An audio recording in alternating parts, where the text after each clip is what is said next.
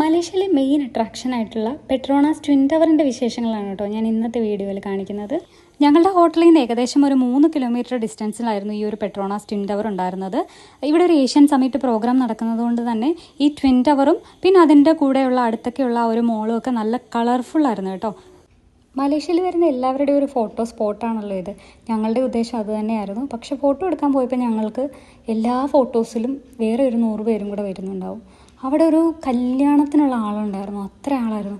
അപ്പോൾ എങ്ങനെ ഒരു നല്ല ഫോട്ടോസ് എടുക്കുമെന്ന് ഞങ്ങൾ ഭയങ്കരമായിട്ട് ഇങ്ങനെ വിഷമിച്ച് ചെന്നപ്പോഴാണ് ഒരു കൊറിയൻ പെൺകുട്ടി ഒരു പ്രത്യേക ആംഗിളിൽ ഫോട്ടോ എടുക്കുന്നത് കണ്ടത്. അങ്ങനെ പിന്നെ ഞങ്ങൾക്കും അതുപോലെ കുറച്ച് നല്ല ഫോട്ടോസൊക്കെ കിട്ടി. കോലാലംപൂരിൽ വന്നിട്ട് പെട്രോണാസ് ടവറിൻ്റെ ഫ്രണ്ടിൽ നിന്ന് ഫോട്ടോ എടുത്തില്ലെങ്കിൽ ആ ഒരു യാത്ര പിന്നെ ഇൻകംപ്ലീറ്റ് ആയിരിക്കുമല്ലോ.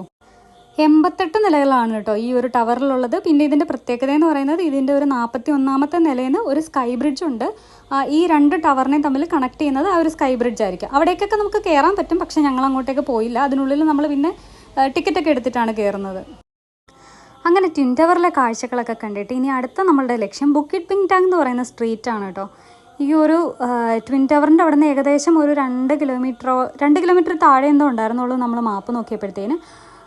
അപ്പോൾ എന്നാൽ നടന്നു പോകാമെന്നുള്ളൊരു ഐഡിയ പറഞ്ഞത് ഞാനാണ് കേട്ടോ. അതൊരു ബാഡ് ഐഡിയ ആയിരുന്നു. കാരണം ഞങ്ങൾ നടന്ന് നന്നായിട്ട് ക്ഷീണിച്ചു, എല്ലാവർക്കും നന്നായിട്ട് വിശക്കുന്നുണ്ടായിരുന്നു. പക്ഷേ നമുക്ക് ആ ഒരു കോലാലംപൂർ സിറ്റിയുടെ ആ ഒരു നൈറ്റ് വ്യൂ ശരിക്കും എൻജോയ് ചെയ്യാനായിട്ട് പറ്റി കേട്ടോ. ഞാൻ നേരത്തെ പറഞ്ഞ പോലെ അവിടുത്തെ ആ ഒരു ഏഷ്യൻ സമ്മിറ്റ് പ്രോഗ്രാം നടക്കുന്നതുകൊണ്ട് തന്നെ അവിടെ ഫുൾ VIP ആയിരുന്നു. അവിടെ സൈഡിലൊക്കെ ഉള്ള ഹോട്ടൽസിലൊക്കെ VIP ഒക്കെ താമസിക്കുന്നത് കൊണ്ട് തന്നെ അവിടെ ഫുൾ പോലീസൊക്കെ ആയിരുന്നു. പിന്നെ ഞാൻ വേറൊരു കാര്യം കണ്ടതെന്ന് വെച്ചാൽ ഇവിടെ റോഡ് സൈഡിലൊക്കെ ആയിട്ട് ഇലക്ട്രിക് സ്കൂട്ടർ ഇങ്ങനെ പാർക്ക് ചെയ്തിട്ടുണ്ടാവും. അത് നമ്മുടെ ഹോട്ടലിൽ ഞാൻ കണ്ടിട്ടുണ്ടായിരുന്നു. ടൂറിസ്റ്റുകളൊക്കെ അത് യൂസ് ചെയ്യുന്നത് കാണാം. അതെന്തോ ഒരു ആപ്പ് വെച്ചിട്ടാണ് നമ്മളത് അൺലോക്ക് ചെയ്തിട്ട് നമുക്കത് റെൻറ്റിന് എടുക്കാൻ പറ്റുന്നത്. അങ്ങനെ ആപ്പ് വെച്ചിട്ട് നമുക്കിത് യൂസ് ചെയ്യാം. പിന്നെ അതുപോലെ തന്നെ നമുക്കത് ഇവിടെ വേണമെങ്കിലും പാർക്ക് ചെയ്യാനും പറ്റും. അങ്ങനെ ഞങ്ങൾ നടന്ന് അവസാനം ബുക്കിറ്റ് പിങ്ടാങ് സ്ട്രീറ്റ് എത്തി. നൈറ്റ് ലൈഫിനും സ്ട്രീറ്റ് ഫുഡിനും ഒക്കെ ഭയങ്കര ഫേമസ് ആണ് ഈ ഒരു സ്ഥലം. നമുക്ക് ഓരോ സ്ട്രീറ്റിലും ഓരോ ടൈപ്പ് ഫുഡാണ് കിട്ടുന്നത്. അറേബ്യൻ ഫുഡിൻ്റെ ഒക്കെ തന്നെ ഒരു സ്ട്രീറ്റ് ഉണ്ട്, ചൈനീസ് ഫുഡിൻ്റെ മറ്റൊരു സ്ട്രീറ്റ് ഉണ്ട്. നടന്ന് നല്ലതുപോലെ ക്ഷീണിച്ചതുകൊണ്ട് എന്തെങ്കിലും കഴിച്ചാൽ മതി എന്നുള്ളൊരു അവസ്ഥയായിരുന്നു ഞങ്ങൾക്ക്. അപ്പോൾ അതുകൊണ്ടൊരു ഷവർമ ഓർഡർ ചെയ്ത് ഞങ്ങൾ ആദ്യം തന്നെ കഴിച്ചു. അതുകൊണ്ട് ഞങ്ങൾക്ക് ശരിക്കും അധികം ഫുഡ് ഓപ്ഷൻസ് ഒന്നും എക്സ്പ്ലോർ ചെയ്യാനായിട്ട് പറ്റിയില്ല.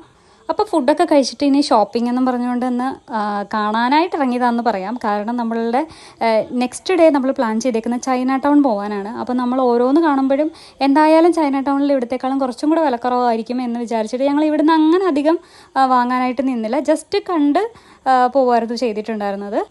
ശരിക്കും ഇത് ആ ബുക്കിറ്റ് പിങ്ടാങ് സ്ട്രീറ്റിൻ്റെ ഒരു ജസ്റ്റ് സ്റ്റാർട്ടിംഗ് ആണ്. ശരിക്കും ആ ഒരു സ്ട്രീറ്റ് നന്നായിട്ട് കാണാൻ തന്നെയുണ്ട്. അത്രയും ഭയങ്കര മനോഹരമാണ്. കുറേ ഫുഡ് ഓപ്ഷൻസും ഷോപ്പിങ്ങിനും ഒക്കെ പറ്റിയൊരു സ്ഥലമാണ്. പിന്നെ നമുക്ക് ലൈവ് മ്യൂസിക്കും കാണാൻ പറ്റും കേട്ടോ.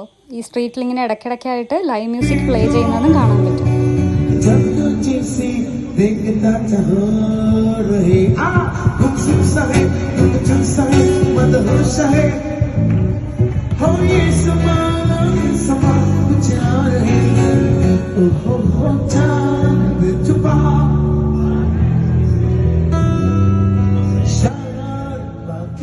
ഏകദേശം 1 മണി ആയതുകൊണ്ട് തന്നെ ഞങ്ങൾ അന്നത്തെ കാഴ്ചകളൊക്കെ അവസാനിപ്പിക്കാനായിട്ട് തീരുമാനിച്ചു. ഒരു ഊബർ ബുക്ക് ചെയ്ത് തൊട്ടടുത്ത് കണ്ട 7-Eleven നിന്ന് നാളത്തെ ബ്രേക്ക്ഫാസ്റ്റിനുള്ള സാധനങ്ങളൊക്കെ മേടിച്ച് ഞങ്ങൾ നേരെ ഹോട്ടലിലേക്ക് പോയി. നാളെ ബാട്ടു കേവ്സ് കാണാൻ പോവുകയാണ് പ്ലാൻ.